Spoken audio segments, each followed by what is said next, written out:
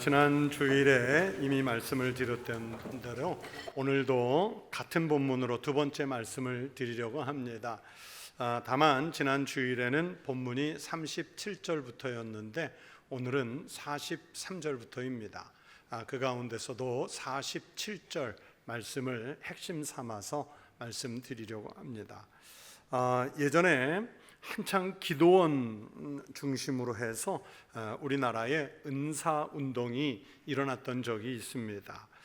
특히 1970년대 그리고 80년대 초반 중반까지가 그랬습니다. 그때 소위 말하는 은사자라는 분들이 참 많았는데 이 은사자라는 분들이 방언을 받는 운동을 주도하고 또 그러면서 신유의 은사, 예언의 은사, 귀신을 쫓아내는 은사, 이런 것들이 정말 크고 아주 강하게 일어나는 그런 역사들이 있었습니다. 저도 고등학생 그리고 대학생 때 그런 은사자들이 여는 은사 집회에 정말 많이 참석을 했던 경험이 있었습니다. 여러분, 그 은사운동에서처럼 다양한 은사는 성령님께서 우리에게 은혜를 주시는 아주 좋은, 그러면서 중요한 방편 가운데 하나였습니다. 그리고 그 은사는 70년대, 80년대를 끝으로 중단된 것도 아니고 또 성경 속으로 돌아가자면 사도행전 2장의 은사는 이제 2000년 전에 중단된 것이 아니고 하나님께서는 오늘도 여전히 성령을 통해 그렇게 일하시는 줄로 믿습니다. 그런데 전능하신 하나님의 영, 성자이신 예수 그리스도의 영이신 성령님에 대해서 당시의 은사자들이 마치 성령이라는 존재가 자기들의 개인 소유물인 것처럼 인식을 하고요, 자기네들만이 성령님에 대해서 잘 알고 있고 성령은 자기들의 필요에 따라 언제든지 불러낼 수 있는 영이라고 착각하는 것이 그 은사운동의 이면에 있었습니다. 우리가 성령께서 임하시도록 초대교회 성도들 같이 간절히 사모하고 기다리고는 있지만 그렇다고 해서 우리 인간의 마음대로 불러내고 또 돌려보낼 수 있는 분이 아니에요. 우리가 오라면 오고 가라면 가는 그런 성령이 아니라는 말씀입니다. 성령님은요, 분명히 삼위일체 하나님 가운데 한 위격을 차지하고 계시는 하나님이시기 때문입니다. 그래서 그 하나님이신 성령님의 역사나 능력을 한두 마디 말이나 인간의 짧은 지식의 글로 그분에 대해서 다 설명을 할 수 있다는 것은 이것은 불가능한 일이고 어리석은 일입니다. 성령께서 역사하시는 범위나 시대, 능력이 우리가 상상할 수 없을 만큼의 크고 놀라운 일이라 우리의 능력이나 지식으로 다 파악할 수는 없습니다. 우리가 그렇게 성령의 능력과 역사에 대해서 다 알 수는 없겠지만 그러나 한 가지 분명한 사실은 압니다. 성령께서 활동하시는 일로 제일 중요한 것 하나를 이야기하라고 한다면 여러분, 그것은 다름이 아니라 바로 영혼 구원의 문제입니다. 영혼 구원이에요. 다시 말하면 성령님이 역사하셔서 사람들의 마음을 감동시키시고 다양한 은사가 나타나게 하시는 이유는 우리로 예수를 믿게 하고 또 믿는 이들이 기도하게 하고 또 거기서 더 나아가서 한 영혼을 구원하게 하시려는 목적이 있었기 때문입니다. 그래서 오늘 본문 사도행전 2장 가운데 47절 말씀에 보면 성령 충만의 역사가 일어난 다음에 교회가 어떻게 변합니까? 주께서 구원받는 사람을 날마다 더하게 하시니라. 또 성령 충만한 역사가 일어난 다음에 성도들이 예루살렘 거리에 나아가 복음을 전했더니 사도행전 2장 41절 말씀에 의하면 이날에 신도의 수가 3,000명씩이나 더했다. 그렇게 부흥의 역사를 성경은 소개하고 있습니다. 여러분, 내 영혼이 구원을 받았으면 됐지 않아요?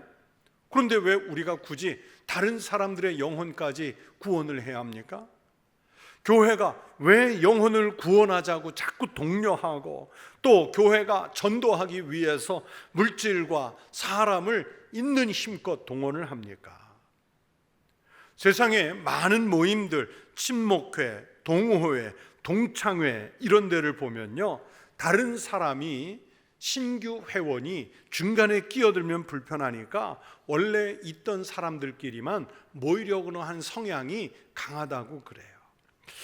그래서 그런지 그런 영향을 받아서 요즘에는 교회들마다 저희 목회자들이 모여 이야기를 하다 보면 뭐 그 교회의 남선교회 또는 여전도회 또는 그 교회가 갖고 있는 선교 동호회 이런 데에 새 교인이 들어오는 것을 별로 반가워하지 않는 경우들이 많다고 그래요. 자기네들이 지난 10년, 15년, 20년 모여서 회비도 모으고 또 저축도 해서 뭐 환갑을 맞는다든지 또 칠순을 맞는다든지 같이 은퇴를 한다든지 아니면 특정한 무슨 축하할 때가 되면 그 모은 것 가지고 같이 여행을 가야 되는데 새 교인이 끼게 되면 어색하고 그러면서 그 사람 비용의 문제가 발생하기 때문에 새 교인이 안 오면 좋대요. 우리 교회 얘기 아니고 다른 교회 얘기입니다. 그런데 아무리 그런 생각을 해도 교회는 자기만 믿고 끝나는 것이 아니에요. 다른 사람의 영혼을 구원하기 위해서 교회는 존재합니다. 자기들끼리 친하게 지내면 교회가 결국은 유람선이 되겠죠. 죽어가는 영혼을 건져서 살리는 생명 구원선의 역할을 감당하는 것이 하나님께서 우리에게 부여하신 교회의 사명인 줄로 믿습니다. 이 사명은 이 땅에 믿지 않는 영혼이 존재하는 한 사라지지 않을 교회의 사명입니다. 그러면 성령님은 왜 다른 사람의 영혼을 구원하게 하셨을까요? 나만 잘 믿다가 나만 천국 가서 나만 영생하면 될 텐데 왜 다른 사람 영혼 구원에 우리가 신경을 쓰고 관심을 가져야 할까요? 그래서 영혼 구원에 대해 크게 세 가지 차원을 말씀을 드리려고 합니다. 첫 번째 차원은 한 인간이 있을 때 그 영혼이 구원을 받아야 그 인간이 온전한 사람이 될 수 있기 때문입니다. 우리 인간은 육체와 혼과 영으로 구성되어 있다는 것을 잘 알고 있습니다. 그런데 그 육신이 아무리 젊고 활발해 보여도 영혼이 죽은 사람은요, 껍데기만 살아있을 뿐 참된 인간 혹은 온전한 사람이라고 말할 수 없어요. 여러분, 사람과 짐승의 가장 큰 차이가 무엇이라고 생각하십니까? 짐승은요, 아무리 건장하다든지 또는 아무리 예쁘고 아무리 귀엽게 생겼어도요, 영혼이 없고 오직 인간만이 영혼을 가지고 있는 영적 존재입니다.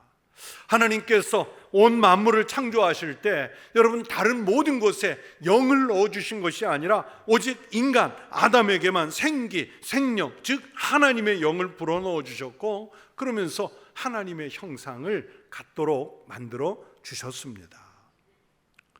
유인원이라고 부르는 종류가 있죠. 원숭이, 고릴라, 오랑우탄 이런 것들인데 우리가 볼 때는 그놈이 그놈 같은데 이게 또 종류가 다 다른 것 같아요. 사람과 매우 유사하다 그래서 유인원이잖아요. 오랑우탄이라는 말은 말레이어인데 말레이시아 말인데 숲속의 사람이라는 뜻입니다. 숲속의 사람.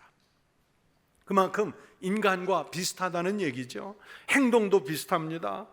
새끼를 잉태해서 낳고 키우는 것도 사람이나 혹은 사회 공동체와 매우 유사합니다. 그러나 그렇게 사람과 비슷하다고 해서 우리가 유인원에게 저 유인원 영혼이 있다 이렇게 말하지 않아요. 여러분, 유인원들이 모여서 함께 우리처럼 예배한다는 말 들어보셨어요? 인간과 비슷한 사회를 구성하는 벌이나 혹은 개미 집단이 신을 예배한다는 말 들어보신 적이 있습니까? 없습니다. 왜 그렇습니까? 그들에게는 영혼이 없기 때문이에요. 사람만이 하나님이 불어넣어 주신 영혼이 있습니다. 그래서 사람과 짐승을 결정짓는 가장 중요한 기준이 영혼이 있느냐 영혼이 없느냐입니다. 그러면서 더 중요한 것은 그 영혼이 그러면 죽은 영혼이냐 산 영혼이냐의 문제 아니겠습니까? 산 영혼은 예수를 믿고 구원을 받은 영혼이고, 죽은 영혼은 아직 예수 그리스도를 믿지 않고 지옥을 향해서 가고 있는 영혼입니다. 성도 여러분, 똑같이 숨을 쉬고 밥을 먹고 직장에서 일을 하고 공부를 하고 해서 학위를 받았다고 해서 다 똑같은 사람 아니에요. 예수를 믿고 그 영혼이 구원을 받아야 진짜 사람, 온전한 사람이 될 수 있습니다. 영혼이 죽은 사람은요, 죽은 시체와 같습니다. 그는 하나님 앞에서 무익한 존재입니다. 아직 온전하니라 말할 수 없습니다. 그래서 제가 성령님은 영혼을 구원하게 하셔서 온전한 사람, 진짜 사람을 만들기 위해서 역사하시는 것이라고 말씀드리고 있습니다. 여러분, 우리가 죽은 사람과 함께 살 수는 없지요. 그런데 집안에 영혼이 죽은 사람과 함께 사는 이들이 많지 않습니까? 이웃들 속에도 많습니다. 우리가 그들과 함께 살면 같이 죽든지 아니면 그 영혼을 살려내는 일을 하든지 둘 중에 한 가지를 선택해서 해야 합니다. 여러분, 영혼을 구원하는 일을 결코 소홀하게 여기지 마십시오. 내 가족, 내 이웃, 그리고 세상의 모든 죽어가는 영혼에게 복음을 전해서 그 영혼이 예수 믿고 온전해지게 해 주십시오. 그러면 성령님은 우리의 힘이 아니라 살릴 영혼을 살리시는 놀라운 이적을 만들어 주실 줄로 믿습니다. 둘째 차원은요, 성령의 역사로 영혼이 구원을 받아야 그 어긋난 것들이, 어긋난 영혼들이 바로잡힐 수 있습니다. 요한 3서 2절 말씀을 보십시오. 우리가 많이 암송도 하고 좋아하는 말씀이지요. 사랑하는 자여, 내 영혼이 잘됨 같이 내가 범사에 잘되고 강건하기를 간구하노라. 우리 그리스도인들이 이 말씀을 참 좋아해요. 저도 좋아합니다. 그런데 이 말씀을 최근에 번역한 새한글 성경이라는 책으로 보니까 이렇게 번역을 했더군요. 사랑하는 그대여, 그대가 하는 모든 일이 잘되고 건강하시기를 기도합니다. 그대의 영혼이 잘되고 있는 것처럼요. 뭐가 잘되고요? 영혼이 잘되고. 모든 일이 잘 되려면 전제 조건이 있다는 말씀이지요. 예전 우리가 사용하는 성경이나 새로 번역된 번역본이나 내 영혼이 잘됨 같이 그랬고, 여러분이 하는 모든 일이 잘 되고 건강하려면 그대의 영혼이 잘 되고 있는 상태여야 한다고 말씀했어요. 그 사람의 영혼이 잘못되면 모든 일이 안 된다는 뜻이에요. 반대로 영혼이 잘 되면 모든 일이 잘 된다는 뜻입니다. 영혼은요, 집에 비유하자면 그래서 그 사람에게 기둥과 같아요. 기둥이 무너지면 집이 무너지지요. 기둥이 든든해야 어떤 요동이 와도 흔들리지 않고 든든하게 설 수 있습니다. 우리 교회가 건축에 들어가기 위해서 설계를 하는 그 와중에 그 당시에 그 경상북도 경주에서 한 대학교가 신입생 오리엔테이션을 하다가 그만 폭설이 내려서 체육관 천정이 무너져 내리는 바람에 수십 명의 학생들이, 신입생들이 죽고 다치는 그런 사건이 있었어요.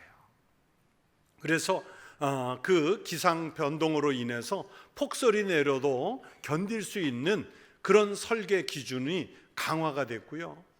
또 지진이 잦아지니까 큰 지진에도 견딜 수 있도록 그 건축법이 강화가 됐어요.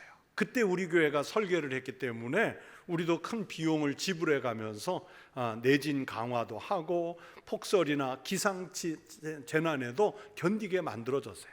그러니까 여러분, 진도 7이 와도 요동하지 마세요. 폭설이 30cm, 50cm 와도 든든하니까 걱정하지 말고 계세요. 근데 만약에 기둥이 무너지면 어떻게 되겠어요? 석가래가 무너지면 어떻게 되겠어요? 죽든지 다치는 거지요. 기둥이 든든해야만 되죠.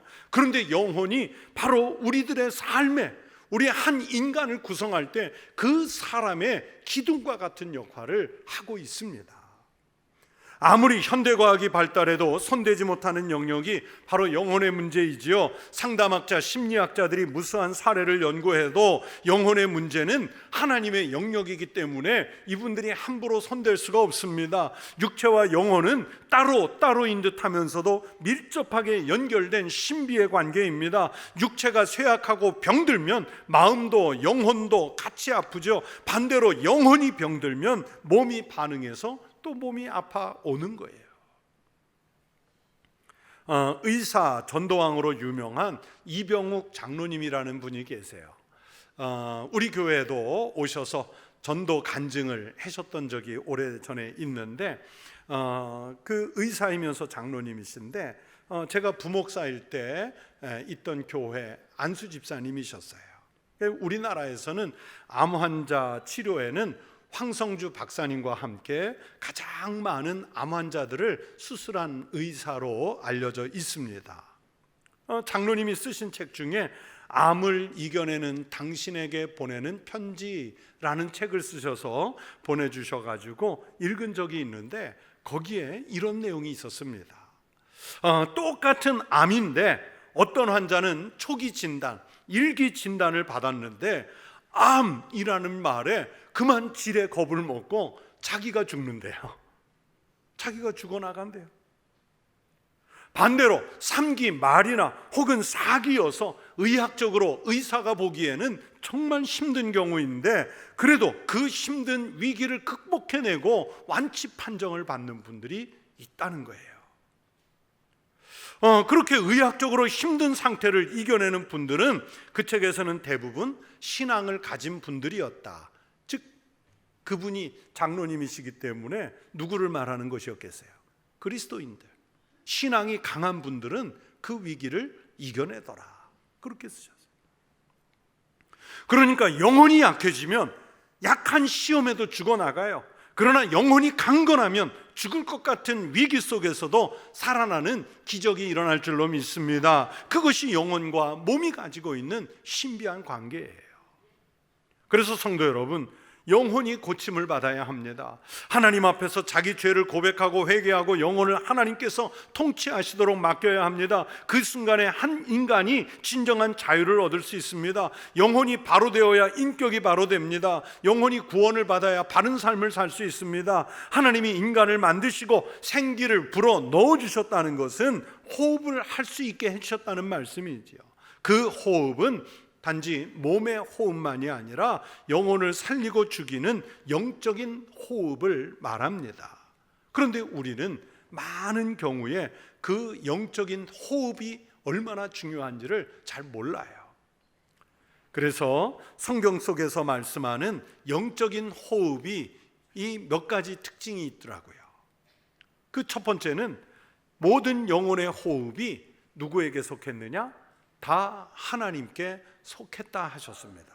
에스겔 18장 4절에서 말씀합니다. 모든 영혼이 다 내게 속한지라. 아버지의 영혼이 내게 속함같이 그 아들의 영혼도 내게 속하였나니 범죄하는 그 영혼은 죽으리라. 이 짧은 말씀 속에 그 영혼이 하나님께 속했다는 말씀을 3번이나 반복해요. 하나님이 넣어주신 영혼이기 때문에 우리 영혼의 소유주가 우리 스스로가 아니라 하나님이시라는 말씀입니다. 또 영혼의 호흡의 두 번째 특징은 우리 영혼은 불멸하다는 사실입니다. 마태복음 10장 28절에서 말씀합니다. 몸은 죽여도 영혼은 능히 죽이지 못하는 자들을 두려워하지 말고 오직 몸과 영혼을 능히 지옥에 멸하실 수 있는 이를 두려워하라. 여러분, 영혼 불멸 사상은 모든 종교가 가지고 있는 공통된 교리죠. 불교도요, 윤회를 얘기해서 영혼 불멸을 얘기해요. 힌두교도 윤회를 믿고요. 또 이슬람교도 영혼이 천국이나 지옥 중에 하나 간다고 말해요. 그러나 우리가 믿는 성경은 분명하게 말씀합니다. 우리 영혼은 하나님이 만드셨고 하나님을 믿지 않는 영혼은 죽지 않고 둘째 사망에 맞아서 지옥이나 유황불못에 빠져 영원히 존재하며 고통을 받을 것이라고 말씀합니다. 제가 여러분에게 목사로서 겁박하려고 지옥에 가자, 이 지옥이 무섭습니다, 그 이야기를 하는 것이 아니라 성경이 너무 선명하게 그렇게 말씀하시고 있다는 말입니다. 우리가 죽어서 지옥에 간 영혼을 천국으로 옮겨달라고 여기서 아무리 기도해도 소용이 없습니다. 천주교의 연옥교리와 우리 기독교가 분명히 다르게 믿는 신앙입니다. 우리가 아무리 공덕을 쌓기 위해 선행을 해도 죽은 영혼, 지옥에 간 영혼을 천국으로 옮겨놓을 수가 없어요. 여러분의 영혼 혹은 여러분 가족들의 영혼, 사랑하는 사람들의 영혼이 어디에 존재하기를 원하십니까? 천국에 가게 하셔야 되잖아요. 세 번째, 한 인간의 영혼은 세상의 어떤 것과도 비교할 수 없을 만큼 귀하다는 사실입니다. 예수님이 말씀하셨습니다. 사람이 만일 온 천하를 얻고도 제 목숨을 잃으면 무엇이 유익하리요? 사람이 무엇을 주고 제 목숨과 바꾸겠느냐? 아무리 위대한 사람이라도 천하를 다 얻을 수 없어요. 알렉산더 대왕도 징기즈칸도 큰 세상을 얻었지만 세상 전부를 갖지 않았잖아요. 그러나 만약에 그들이 불가능하지만 다 얻었다고 할지라도 여러분, 그게 목숨이 없으면 아무 소용이 없잖아요.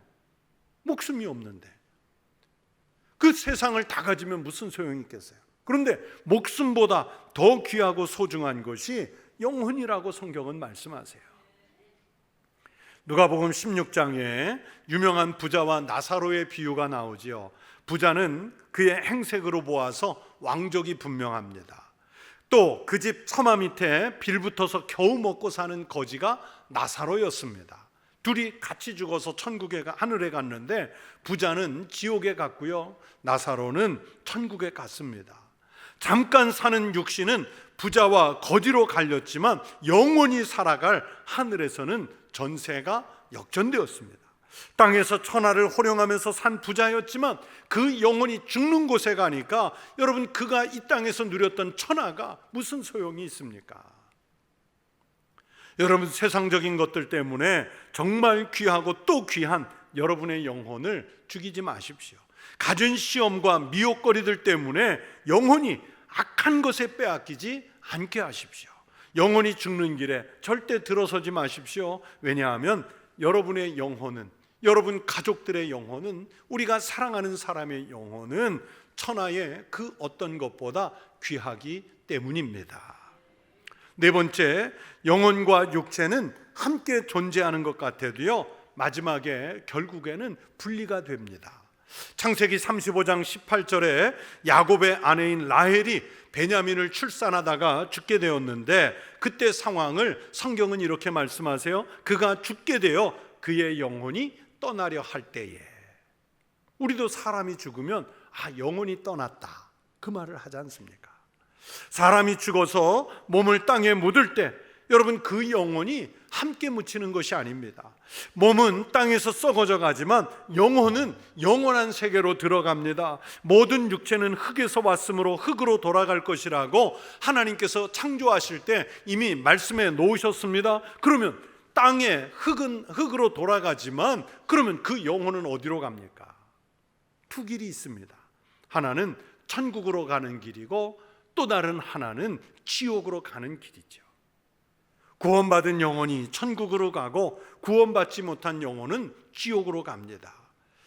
그래서 성령님이 역사하시는 중에 제일 중요한 일이 바로 영혼이 지옥에 가지 않도록, 영생할 수 있도록 하시기 위해서 영혼을 구원하는 일을 위해 일하신다고 말씀드리고 있습니다. 그렇게 영혼이 바로 서야 모든 것이 제대로 될 수 있어요. 지금까지 말씀드린 영혼의 특징 이 네 가지가 바로 영혼이 바로 서야 모든 것이 바로 선다는 두 번째 차원의 말씀입니다. 여러분의 영혼이 신앙으로 바로 설 수 있도록 이끄시는 분은 성령님이신 줄로 믿습니다. 이 믿음으로 성령의 충만함으로 영혼이 바로 서고 또 삶이 바로 서는 역사가 우리 가운데 임하시기를 축원합니다. 세 가지 차원이 있다고 말씀드렸는데 그 마지막 세 번째 차원은 영혼을 구원하는 것이 바로 성령 하나님의 뜻이며 또 명령이십니다.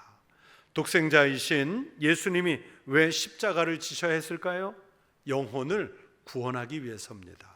영혼을 구원한다는 것은 하나님이 우리를 창조하신 원래의 모습, 즉 하나님의 형상을 회복하게 하신다는 뜻입니다. 여러분, 우리 하나님은요, 천국 백성이 많아지기를 기다리고 계세요. 에스겔을 통해서 하나님의 뜻을 말씀하셨습니다. 주 여호와의 말씀이니라. 죽을 자가 죽는 것도 내가 기뻐하지 아니하노니 너희는 스스로 돌이키고 살지니라. 하나님은요, 보세요, 아무리 죽을 죄인이라도 그 죽을 죄인이 죽는 것을 기뻐하지 않으신대요. 오히려 죽을 영혼이 회개하여 살기를 바라시는 분이 우리 하나님이십니다. 반대로 죽을 백성이 많아지는 것을 좋아하는 게 누구일까요? 바로 사탄 마귀잖아요. 그래서 마귀는 어떻게 하든지 예수 믿는 거 방해하고 많은 사람이 지옥에 빠져 죽도록 온갖 시험을 하지요. 여러분, 그런 마귀의 시험에 넘어가지 마십시오. 한 영혼이라도 더 살려내십시오. 그것이 하나님의 뜻이며 명령이신 줄로 믿습니다. 우리가 영혼을 구원하기 위해서 자꾸 천국을 말하고 또 지옥을 말하면요, 불편해하는 이들이 분명히 있습니다. 그러나 우리는 전하고 결과는 성령님께서 만드실 것을 믿고 전하시기를 바랍니다. 또 어떤 분은 복음에 대해 이야기한다는 게 좀 쑥스럽기도 하고 용기도 안 나고 정말 어려운 일일 수 있어요. 그러나 초대교회 성도들이 숨어 지내던 사도들과 그 성도들이 성령님이 강림하신 후에 자기네들에게 아직까지 적대적인 예루살렘 거리로 쏟아져 나와서 복음을 선포했잖아요. 성령의 능력으로 말씀을 전했잖아요. 그랬더니 믿는 사람들의 수가 날마다 더해지는 역사가 일어났다고 오늘 47절은 말씀하고, 또 지난주에 보셨던 41절에서는 그날에 세례 받는 신도의 수가 3,000명씩 더했다고 말씀하시잖아요. 우리는 전하시기만 하면 우리가 일하시는 것이 아니라 성령께서 그렇게 일하실 줄로 믿습니다. 가족, 친구, 가까운 이웃에게 생명의 소식을 꼭 전하십시오. 성령께서 능력이 되셔서 일해 주실 줄로 믿습니다. 성령님은 영혼을 구원하시는 능력이 되신 줄로 믿습니다. 여러분이 성령이 충만하셔서 주변의 영혼들을 살리고 가족들의 영혼을 살리고 그러면서 구원할 수 있는 생명의 통로가 되시기를, 그렇게 성령의 은혜와 감동이 가득하고 충만하시기를 주의 이름으로 축원합니다. 기도하겠습니다. 하나님 아버지, 감사합니다.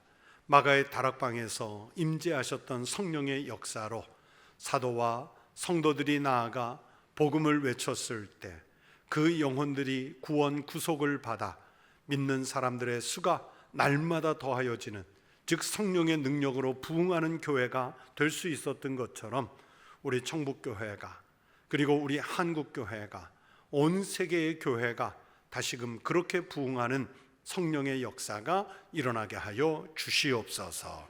예수님의 이름으로 기도하옵나이다. 아멘.